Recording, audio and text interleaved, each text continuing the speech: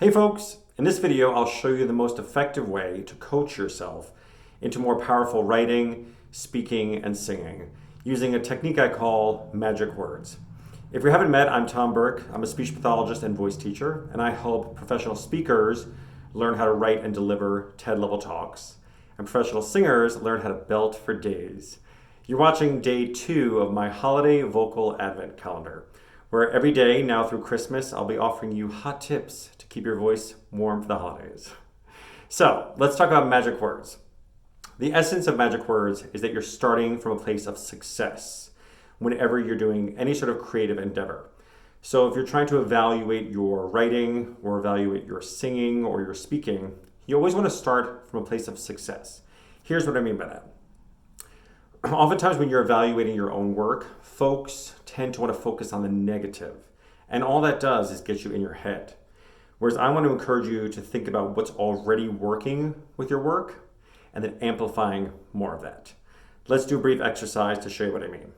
So if I said, don't blink, what are you likely going to do? Don't blink. Most often, by tending to not blinking, you're actually going to blink more. But if I said, keep your eyes open as long as possible,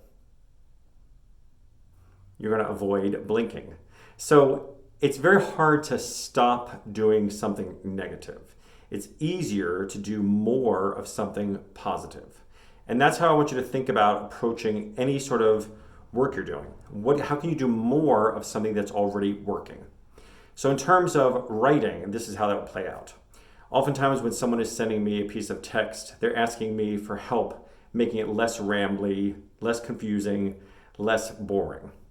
And that's not necessarily starting from a place of success. So I'm always reading through someone's talk, looking for what emotionally sparks my interest. Where were they most clear? Where were they most concise? And together we look in that particular section and we try to diagnose kind of what's happening in this particular section that's working. And inevitably, we come to the underlying insight that really helps. For example, when I say, hey, this is the most concise part of your talk, what are you doing here? They'll say, oh, I really know my stuff there. Or when I say, this is the most compelling part of the talk, what are you doing here? They say, oh, I really love talking about that stuff. So then I say, go back and write again from your passion and from your knowledge set and focus on nothing else. And inevitably, the second draft is always amazing because they're focusing on what was working, not trying to eliminate the other stuff. The bad stuff oftentimes falls away by not paying attention to it. In a singing context, that's more about if you're recording yourself on a daily basis, listening back to your recordings and listening for what's working, not what you don't like about the sound. So when you record yourself, listen for the magic words or the words that already have the sound that you're looking for. So for example, let's say you would like to sing more freely and easily. And this song is particularly hard for you and you find yourself tensing up a lot. Well, you can't stop tensing. You can only find more freedom. And how you start there is by listening to the sections of the song where you're already singing most freely. And then ask yourself, what am I doing in this section that I could do elsewhere? Does that make sense? Listen to where you're already singing most freely. Go into that moment and see if you can apply that elsewhere. You can even use the actual word as a reference point. So let's say if you're singing Happy Birthday and you're listening back and you're like, ooh, it sounds terrible.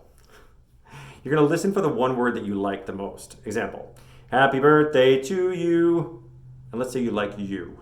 You do you, and use that as a reference point for the other words. You happy,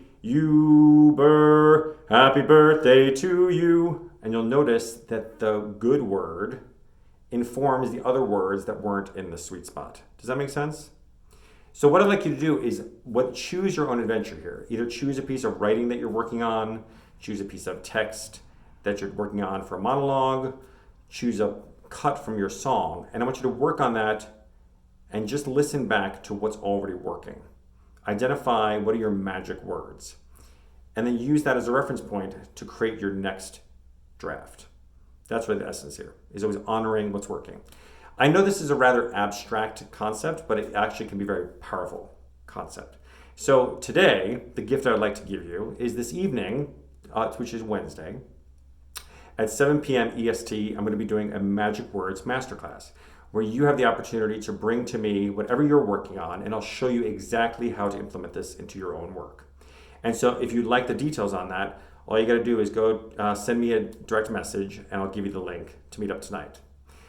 I love doing this. Thank you for watching, and I look forward to seeing you tomorrow for your next secret surprise here at the Holiday Vocal Advent Calendar.